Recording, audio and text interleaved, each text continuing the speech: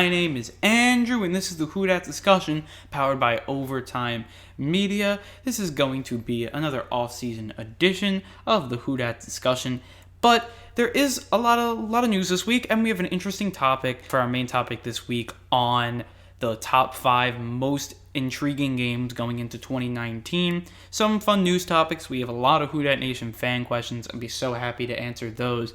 But I do want to start out this podcast by saying it is the 1-year anniversary of the Who Dat discussion, and I just want to say to everybody that's ever got involved in the podcast, either if you answered a question, if you only listened to one episode, if this is your first episode, if this is your 75th episode or 76th episode now, I just want to say thank you. Thank you for listening. Thank you for interacting with me. That's all I want to start this podcast. I want to start it, just interact with more Saints fans, and that's really what I've done. From the beginning, first day I did it, to now, more and more people, answering the questions now, and I'm definitely talking with a lot of Saints fans on Twitter and other social media sites. Went down to New Orleans, actually met my first Saints fans down there. So really, overall, it's been the best experience, really one of the best experiences of my whole life doing this podcast, and now being with Overtime Media is just another dream come true of mine, and I just really want to say thank you to everybody that gave us a listen, gave us a like, gave us a subscription. All those things are just so, even if you listen to our film studies, that stuff is also just everything. Anyone who's ever listened, not only the podcast, but just anything on the Who Dat discussion, I just want to say thank you so much, because nothing from the Who Dat discussion would have been done without you guys, the fans. And thank you, Who Dat Nation. Thank you, fans of the Who Dat discussion. Everybody, just thank you so much, because I couldn't have done it without you. And we do have some future plans for the podcast. Obviously, we are still looking to get some interviews, either with other podcasters or other Saints reporters or players. We're still looking for that. We're going to put some film studies out. I think I may be putting one out either by this weekend, maybe next week, on Rashard Matthews, because I really like Rashard Matthews, and we'll get on him a little later.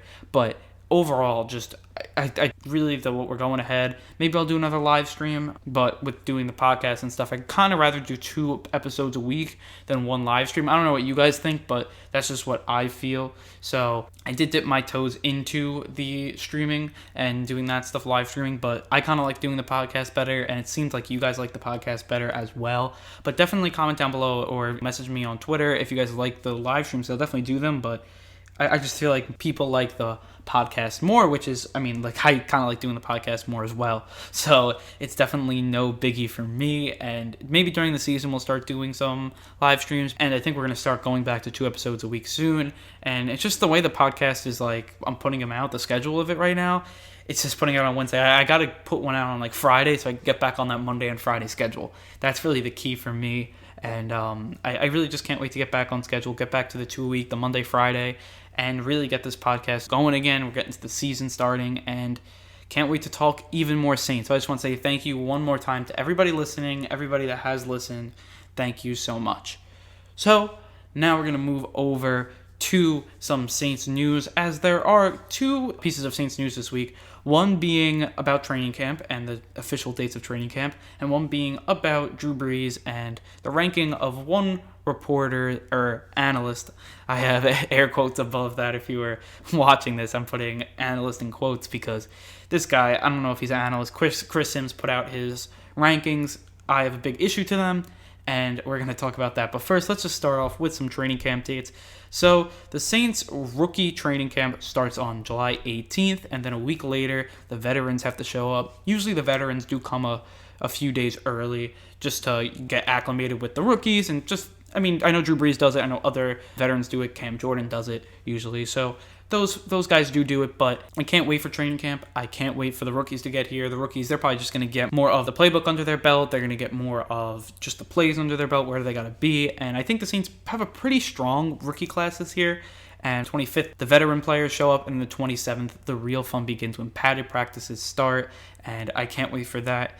There will be one practice at Ullman Stadium on Tulane's campus, and that's going to be probably at night, the whole big fan base, where the fans can come. But usually 12 sessions are available to fans. Obviously, I won't be able to get down there to see any of them, but if anybody has some footage and stuff, definitely email me, tweet me on Twitter, Instagram, all that fun stuff. I'll tell you guys all that stuff at the end of the podcast. But if you're going to go down there, definitely send me some pictures, or maybe you got something signed by the players. That's always really cool. I love to see that as well.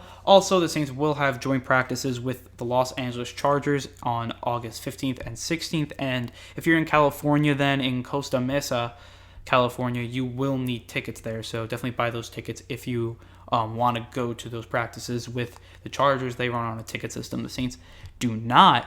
So that's really what it is for the Saints here in training camp. I can't wait to see some battles. The main training camp battle, I think it's going to be, there are a few. The one is obviously defensive end. I think that's big. And wide receiver. Those are the two big ones for me.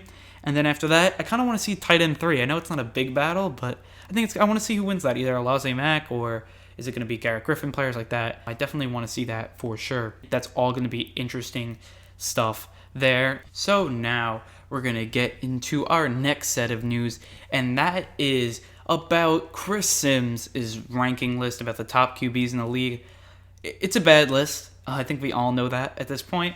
And I don't really want to rant on Chris Sims because we all know he's not a good analyst. He's not a reputable analyst. He put Drew Brees 10th on the top 10 QBs in the NFL, puts Tom Brady 9th. So it's not just he ratted out Drew Brees. He basically ratted out all the good QBs in the league. Big Ben 6th. Cam Newton and Matt Ryan are both above Brees at 7 and 8, which I don't understand as well, about how he can rank Brees, who has had better stats. He's had better success over the last few years than both of these guys. I just don't understand this. I really don't. If anybody could explain that to me, I don't see it. I really would want him to really, because this is what he said. He said Brees is 10th on this list because Brees, when you took Mike Thomas away, he didn't do much in the playoffs. Okay, well, first of all, Brees did have a little of an injury. I'm not even going to put that out of the question. But he did do pretty good against the Rams. It's a playoff game, which you're not going to score 45 points. We're out of that 2011 Saints team where they would just put on points on points. The defense was better. The game was on a different pace as well. So the Saints did score 20 points, but it really would have been 24 points if the no call was called and the flag was thrown. Then the Saints would have scored a touchdown there, and the Saints would have won the game. So, look, you want to put that on, they took out Mike Thomas, but Alvin Kamara had over 150 yards, over 10 catches. I don't think they really shut down the Saints' offense. Look, do I think that the Saints definitely were a little worse in the playoffs and stuff? I do, but not much worse where it was like, they're now not a top 10 offense. These are playoff teams, playoff atmospheres. It's tough to win in those games. I don't care where you are. You're playing at home on the road. And to me, the Saints did put up enough points to win both games. It's not like they cracked under the pressure like Jared Goff did in the playoffs. Thank God he just didn't put Goff over. He didn't announce his top 5 yet, but I just don't understand that. I think Brees is a top 3 QB. And I'll tell you my top 5 because then, me criticizing Chris Sims without even giving my top 5, I think that's also kind of would be a knock on me. So I'll name my top 5 right now. I think Brees is probably not number 1. I'll put Brady ahead of him. And then Mahomes and Brees would be vying for that number 2 spot. You want to give it to Mahomes because he won MVP? Fine. And I think Brees is 3rd. Behind Brees, I think is Phillip Rivers. Big Ben's up there. Players like that. Aaron Rodgers is up there. He's probably in the top 6. I don't think Cam Newton's in my top 15. Matt Ryan's probably like 12 or 11. I really don't like Cam Newton. I think he's a really lackluster QB. I think he's very, very raw still, and it's at that point where he shouldn't be raw. He's 8-9 years into his career, and he still overthrows easy passes, wide open receivers. And why is he better than Drew Brees? And if I had ever had the chance to talk to Chris Sims, I would say, why is Cam Newton better? I really don't understand that. He put up less points than Brees, and he always misses receivers. We'll see what Devin Funchess does now that he's off that team and he's on the Colts now. Let's see what he does. I think I like Devin Funchess. I like his abilities to be a possession receiver. I think he could do a really good job with the Colts, and he may have a really good season as well because I just don't see Cam Newton. He's extremely inaccurate. Yes, he can run, but he's not like a running threat as he used to be. If he's not a good pocket passer, he's no pocket prowess. He's definitely not like Brees. I don't see it. So maybe someone else can point that out to me. Maybe he can point that out to me if he wants to talk to me about it. I would love to have Chris Sims on the show to talk about his QB rankings and what he thinks, because I think that'd be a nice discussion. He would obviously never come on this show, but I think he's just looking for the views. I think he's just looking for us to talk about him, which maybe I shouldn't be talking about him. Just let this go. Look, to be quite honest with you, it was a bad ranking. A bad ranking is top 10, and after that, I don't think Cam Newton makes the top 10. Andrew Luck is probably in the top 10. Not probably, he is in the top 10. I think Rivers is in there after that. Then Russell Wilson's in there. You want to talk about other... I don't think Goff's in there. I think Sean Watson's probably in the late top 10. That's just what I feel. Maybe people disagree with me, and that's fine. But tell me why. Do you guys think Breeze is not a top 5 QB anymore? Because I certainly do. Does anybody agree with Chris Sims out there? I would like to hear from you. And for everyone that doesn't, I want to hear from you too. So I think that's what this is going to wrap up this segment, the new segment, because I do think that this is just a really bad ranking, and I don't know what Chris Sims is thinking. So now we're going to move on to our main topic, and that's going to be the top 5 most intriguing games of 2019. We are going to rank them in order from the 5th most intriguing game to the 1st most intriguing game. I think the Saints' schedule is they have a lot of intriguing games on the schedule. First of all, the Saints don't play a 1 o'clock game until, or it would be 12 o'clock Central Time, but 1 o'clock Eastern Time, that's the time zone I'm running on, is going to be week 5. So they have 4 straight weeks where they're not on that 1 o'clock schedule. They're going to be on prime time and national TV. First week's ESPN, then Fox, CBS, and NBC. So all the major networks they're on, which I think is really interesting. Then they go back on the Fox game of the week 7, and then they have a few ending weeks with also at late, but they usually don't schedule those late games for like later in the season until later in the season when they see the teams that are good and stuff. So I think the Saints will add a couple of weeks on there as well, but at least the first 4 weeks they'll all be national TV, so that's kind of interesting. But let's name these 5 games here to start, and I'm going to start with number 5, the Super Bowl rematch of 2009, the Super Bowl 44 rematch, and that is going to be against the Indianapolis Colts in the Dome, Monday Night Football, Monday, December 16th. This is going to be a great game because I think the Colts had a really good offseason. I think they had a really solid additions. They added Justin Houston. They added Devin Funchess, who I think is a solid receiver. That is a good possession receiver that they kind of needed. They kept Eric Ebron, which is big. They still have Jack Doyle coming back, which is also really big. I think they have a really good offensive line. They added to it. They finally got a good offensive line with Ryan Kelly, Costanzo, Quentin Nelson, all really good guys. Glozniski is really good as well. They have Justin Houston, as I said. They also picked up Malik Hooker, which is really good. He's a really good player. I like him a lot. So overall, Darius Leonard, who had an amazing rookie season, really good stuff. I think overall this team is a really good team, and it's going to be a tough win, especially late in the season, but I think if the Saints win this game, that could be like a division clincher or something. So I think that's going to be a really big game, and I do think that this is going to be one of the better games of the season. And why? Because you have 2 great QBs, you have 2 great offenses, 2 great defenses. I think defense is also really good. Monday Night Football, it's a recipe for a really good game. Super Bowl rematch, I think we all want to see that. Overall, really good stuff. I'm really happy for what the Saints and that game will put out. I'm really excited for it as well. And for this to only be number 5 to me, it just shows how there are a lot of games on the schedule. Not that they're hard, but there are a lot of story games that have a story behind it. And I think that's just great for the fans. I think that's great for the Saints. Gives some extra motivation.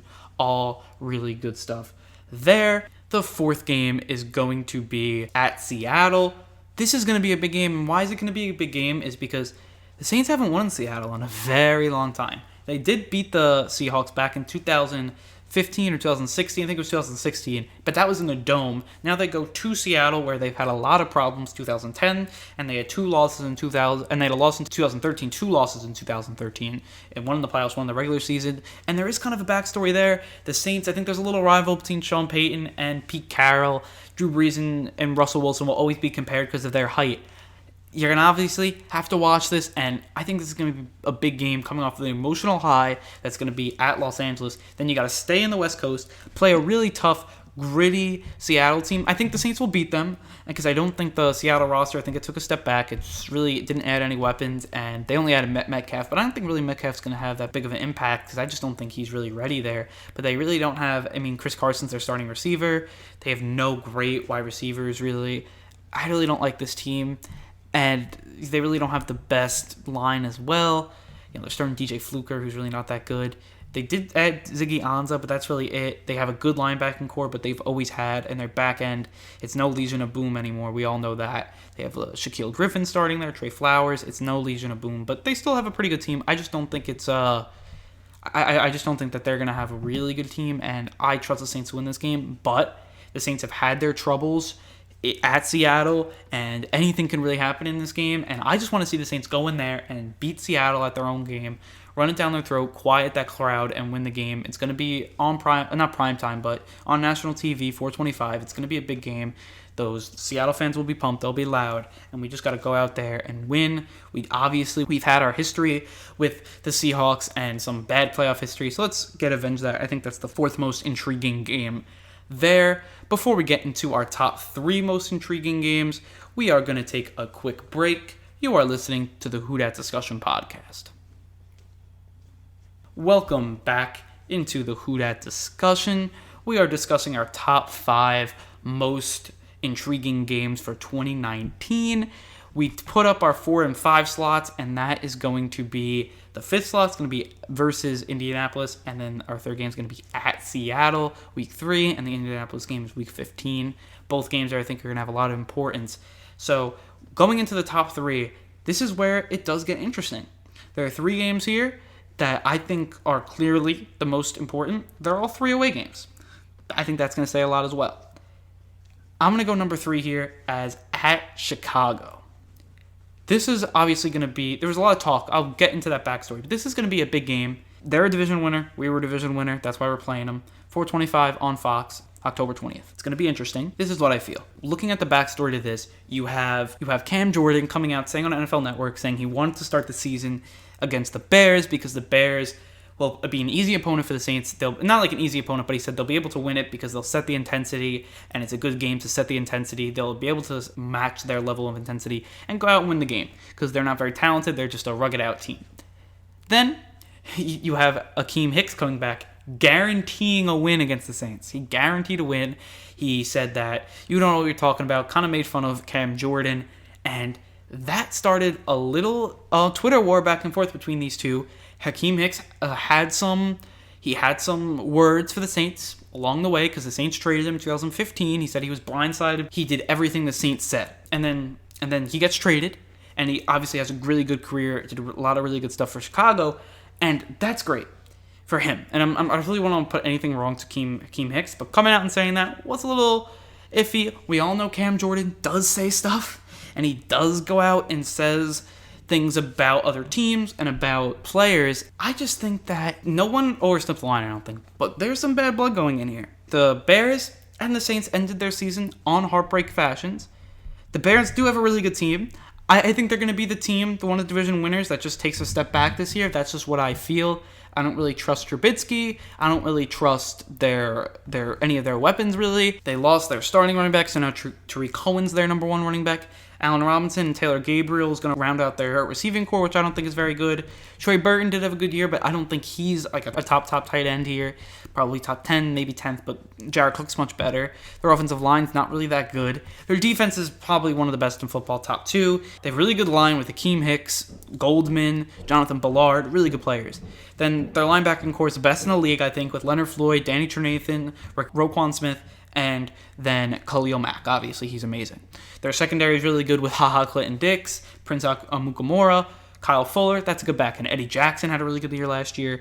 But I think overall, the Saints can match up against their defense, and I think they can easily stop their offense more than the Bears will have trouble stopping the Saints' offense. I think the Saints' offense will come out there, probably score in the 20s points, and that'll be enough because I don't think that the Bears are scoring more than 20. That's just what I feel. It will be a grinded out game, and especially the Bears guarantee to win. Akeem Hicks guaranteed to win, and I don't know how they're going to come in. They're probably going to come fired up. It is at Bears, but it's not that late in the season, so it probably won't be that cold yet. It's October 20th, not that cold yet, and then I think the Saints will be able to grind it out, get the win, be able to run their ball on their defensive line, which is not the best defensive line. They're very good, obviously, against the pass. And they are good. I'm not saying they're bad against the run. They're good against the run. But it's one of their worst parts of their defense. And I think they'll be able to run the ball with Kamara, run the ball with Latavius Murray, and come out with a victory. I think that's definitely possible there. And then second most intriguing game, it's Thanksgiving night, second year in a row. This time it's at Falcons, and maybe this is going to become a tradition for the night game, Saints and Falcons. Wouldn't that be fun?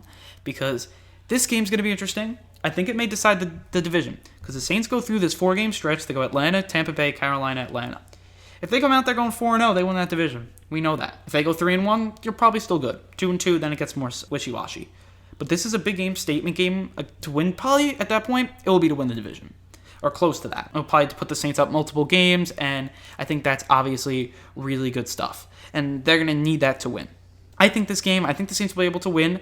All the games, though, at Atlanta always are close, and they always come down to the wire. It did last year with the spin move of the Saints winning the game. That's how they really won that game. They tied it up and they won in overtime. Then the year before, the Saints lost on the Deion Jones pick in the end zone to win the game for the Falcons. And then the year before that, they had another, I believe the Saints won that game, but it was another tough, close game. And then the year before that, when the Falcons were really good, they didn't blow out the Saints, but I think they won by 7 points. But every game's very close. We all know that. So now we know. I think it's going to be a really close game, probably another close game, but I think the Saints would be able to grind it out for the same reasons that they'll probably beat the Bears too. I think the Saints match up better than the Falcons basically at every position throughout the field. I think they're built similar ways, but I think the Saints are just built a little better. So that's just what I feel there. And then our final game and most intriguing game of this season, I think, is at Los Angeles, Week 2. This is a tone setter. It's a tone setter to start the season off. If the Saints go in there, crush those Rams, which we all want. Maybe I'm still a little salty about it, but I think all Saints fans still are. That no call was probably the worst play in Saints history. And they got to avenge it. We avenged the Minnesota Miracle by winning that game last year. Do it again. We got to win this game. It's a must-win in my opinion. It would start the year off great. It says all that stuff's behind us. Now it's on to this year. Win out Week 1. I'm hoping they win at home against Houston. And then it's a must-win against Los Angeles Week 2. It's a must-win. Start out 2-0. It'd be a great start. And I can't wait to see it. I can't wait to see it. The Saints, when you're looking at the Rams, I think they obviously still have a great offense. They didn't really change, but they kept all their guys, so that's really good. Same with their line. But I think their line's not that good, I don't think. I think we can stop it. I think it got a little worse than last year. But they're skill position players. You got to give it off to them. We were able to keep them. Looking at their secondary, they have Akeem Talib, Marcus Peters, we all know that. John Johnson, and Eric Weddle they added. I don't think Eric Weddle, I think he's getting up there in age. I don't think he's going to have a huge impact. I really don't like the addition of Clay Matthews. I think he's washed up old. I do not like their linebacking core. Again, I think it's lackluster, worse than ours. They have Aaron Donald, who's very, very good, and they have Michael Brockers, who's good. Besides that, their defense is not really good. I think the Saints will be able to score on it. Their offense, you stop them to 20 points, they should win a game. Saints should win. And I think that's going to be the same thing in Week 2. I think the Saints will already have that warm-up game against the Texans. Not like it's a warm-up game, but they'll already be into their system a little bit. Coming into Week 2, they'll be ready to go. And I think it's a must-win. Everyone knows the significance of it, and I think that's really what it is here. It's definitely the most intriguing. It's the best game to watch. And after that, it can start the season off in a great way. So, before we move over to some Who Dat Nation fan questions, we're going to take a quick break. You are listening to the Who Dat Discussion podcast. So, welcome back. We're going to now answer some Who Dat Nation fan questions. This week, we had 4 questions from Saints fans, and I'm very happy that you guys sent these questions, and I think we're just going to get right into it. So, our first question is from Saints fan since '83, and he asks, what do you think Chauncey Gardner-Johnson's role will be with the Saints this year? I think he's going to be that nickel player, that dime player. I think he's going to play in the box more. I think he's a playmaker. He's going to make some tackle for losses, make some nice picks. I think he's a raw player, but I think he shows Pro Bowl spurts, and I think he can actually be a Pro Bowler late. He reminds me of a kind of unpolished version of Jamal Adams, who's on the Jets, and I see him a lot because I'm from New York, and I do see a lot of Chauncey Gardner-Johnson in Jamal Adams. I think they're similar players. They both hit hard. They both make tackles really good. They both are good at making plays on the ball as well.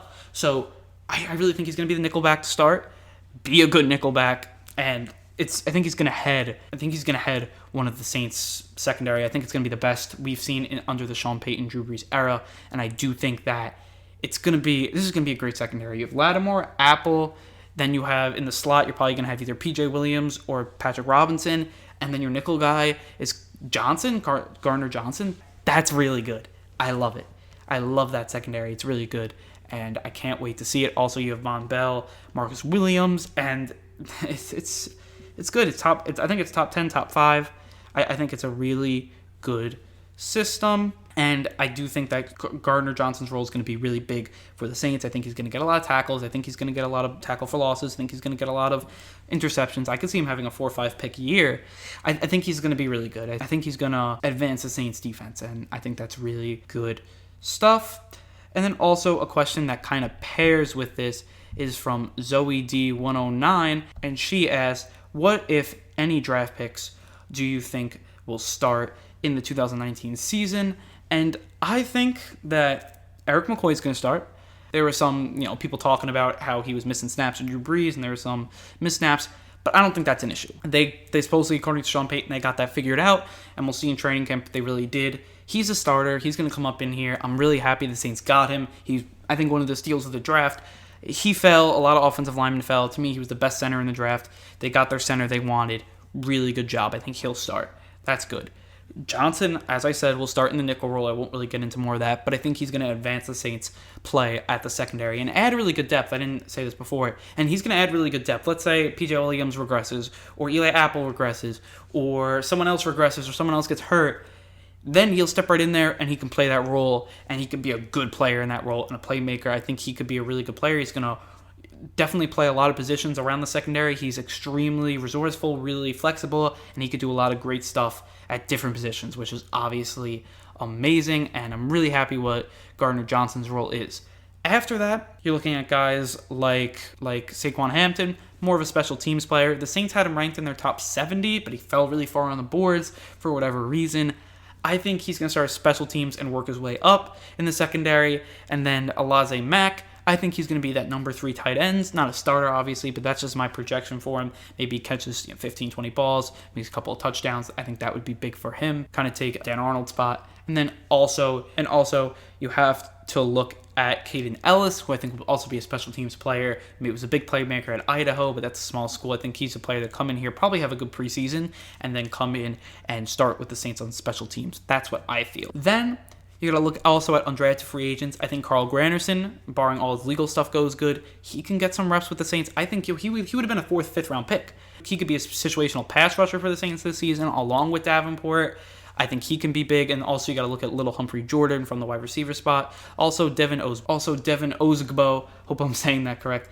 I think he could also be a player, come in, be the 3rd string, and if someone gets hurt, I think he could do a really good job. He kind of reminds me of a young Mark Ingram, so that's just what I feel there. And then also little Humphrey Jordan, he can be a slot player that overtakes Keith Kirkwood, maybe Rashad Matthews, if he shows out in training camp, but we didn't really hear much about him, which I think was kind of interesting in mini. So our next question is going to be from Brian Perkins, and he asked, have the Saints done enough to remain competitive in the NFC? And I just think that's a big yes. The Saints, look, they added Jared Cook, which I think is going to be a huge addition. I said that at the beginning of the offseason. I said it in the middle of the offseason, and I'll say it now at the end here. I think he's going to come in here, be the best addition. He's going to be kind of like that Demario Davis to the Saints was last year. I think he could have the same type of impact this year. I think he's going to go out, catch 70 balls, could get maybe 800 to 900 yards. Maybe he catches 8 touchdowns. He's going to be a really good red zone threat. I think he's going to be a really good player for the Saints, and I do think that he could be a player that comes up and does some really good stuff overall. They added Malcolm Brown, a player that is an upgrade over Tyler Davidson. That's really good, especially with Rankins out for the first few weeks. That's going to be obviously really big for the Saints' interior defensive line. That's really big, especially with Mario Edwards as well. They add Gardner Johnson in the draft as well as McCoy. They kind of shore up that offensive line with Max Unger retiring. They get Nick Easton as well, who is going to be that Senio Calamente type player, which I love to get those types of players. Really good stuff as well for the Saints to get a swingman that can play basically every position across the offensive line, and it was a pretty low contract with only $4 million guaranteed over 1 year. So that's obviously really good stuff as well, but the Saints can keep him over 4 years for $20 million. That's really good. I think that's a good deal as well. Then you're looking at what other teams added. Yeah, the Rams added some players, but they also lost players. They lost Ndamukong Suh. And then you want to look at other players in our division. The Panthers, they basically, that great defense from 2015 is gone, basically. They had a lot of subtractions. The Bucks are just doing a full rebuild, so I really am not worried about them. And then also you got to look at the Falcons, who lost players, added players. They added Tyler Davidson, but look, I think we got a better player than him. On offense, they didn't really add anyone. They actually lost Devontae Freeman. They actually lost Tevin Coleman, which I think could be a problem for them. I do think that the Saints will be very competitive, and I think they can win the NFC, win the Super Bowl. I think they're in a good position, just as good a position as they were last year, starting in 2018. And I think 2019, they just have a just as good spot. Brian also asked, will Drew be replaced if he starts to decline like he did last year? I don't think so. Even if he played like he did in the playoffs, he's still like a top 10 QB. And I think he's better than Teddy Bridgewater. If Breeze is like Peyton Manning bad, which is like a whole step down, top 20, top 25, you may see Bridgewater get a shot. Especially because I think at that point, Breeze might be hurt or something, and it might be best for the team, for the Saints to get to Bridgewater. But I think that it's an emergency situation that I do not think is going to happen. I think Breeze will be the quarterback for the whole season. If Breeze doesn't become the quarterback for the full year, I think the Saints are going to have big issues, because I don't think the Saints could win right now without Breeze being a top 10 QB. Maybe Bridgewater surprises me, but I think Bridgewater still needs a little work, and I think he needs some reps in the number one QB, as the number one QB, to really be the full QB for the Saints. That's just what I feel, and really a QB to be reckoned with, but that's just what I feel. I mean, I like Bridgewater, I like what he can do, but I think Breeze is definitely the number one, and I think it's going to be his job to lose for the rest of his career. That's just what I feel there. And then our final question is from WhoDatFan 94123, and he asks, which player is most likely to break out and regress? So, looking at that I think could break out, I'm going to look at Rashard Matthews on the offense, and then on the defense, I'm looking at Marcus Davenport. More Matthews, that's my main guy. I think Matthews, he had a bad 2018.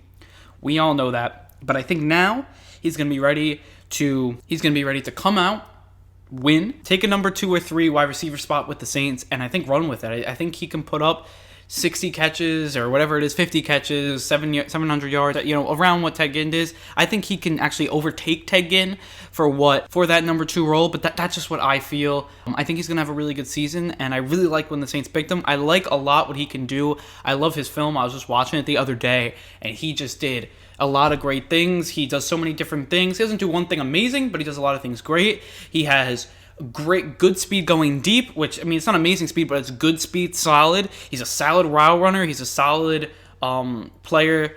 He's a solid hand strength. He has solid playmaking ability. He's just a solid player, and I think the Saints kind of need that, and I think he will put solid numbers for them and be a nice safety net for Drew Brees going into 2019. Davenport, I think he's going to double his sack total. I think he's going to put up 8 sacks, 7 to 9 sacks. I think he's going to be in that range, and he's going to be starting. I think he's going to get most of the snaps, and I think he's going to have a good season, and I think that's really going to be big for him. So doubling your sack total to me is a breakout season. So I think that's going to help Davenport there, and I think he's going to have a pretty big second-year jump. I know Michael Thomas had a really big second-year jump from 2016 to 17, and I'm hoping that Davenport can do the same.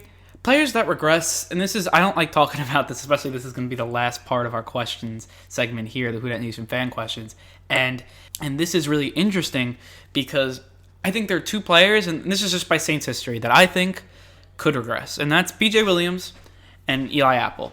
Both players, not that they came out of nowhere last year, but they had some struggles, either PJ Williams in past years and early this year, and Eli Apple with the Giants, and then they come into this system kind of mid-year through, work really hard, get to where they got to be, and had a really good year. Eli Apple, there wasn't much film on him when he was on the Saints, and that's obviously going to be a little part of the reason why he was able to have some success. The Saints put him in different looks, and that he didn't really do on the Giants, and that helped him a lot. They gave him help, and he was successful. And they left Lattimore out on the island, and it really worked out for the Saints. They did. In some games, it kind of backfired on them, but most games, they were ready and did a really good job. And I think that's why they're actually with Gardner Johnson. It's going to be better because now they'll be able to, in nickel packages, give help to Lattimore and give help to Apple. So that's just what I feel there when it comes down to those players. But I think they do have an opportunity to regress because look at Ken Crawley. Coming in 2018, we're thinking Saints top 10 cornerbacks. They should definitely great tandem. Ken Crawley's coming in, and Ken Crawley just had an awful year. Not to say that's going to happen again, but it definitely was not a good year. So that's just what I feel there. And look, it's a possibility, and Saints history could say that cornerbacks regress. A lot of Saints cornerbacks do have regressed. It's a really tough position to go 2 years in a row and do some really good stuff 2 years in a row. I think the Saints, they're going to have one of these two guys probably do it. Maybe both of them will be really good. I hope both of them are really good. But there are some signs where you're just like, especially PJ Williams, where he had the DUI. That's not good. And that's definitely bad. We all know at Eli Apple what he came with in those locker room problems when he had in New York. Hopefully that doesn't resurface with the Saints. But that's just what I feel from those guys. I don't think it will be a problem, but I do think that they may regress. Not to say that they will. I think there's a chance they do. If I had to predict them to regress or not, I'd probably say they didn't.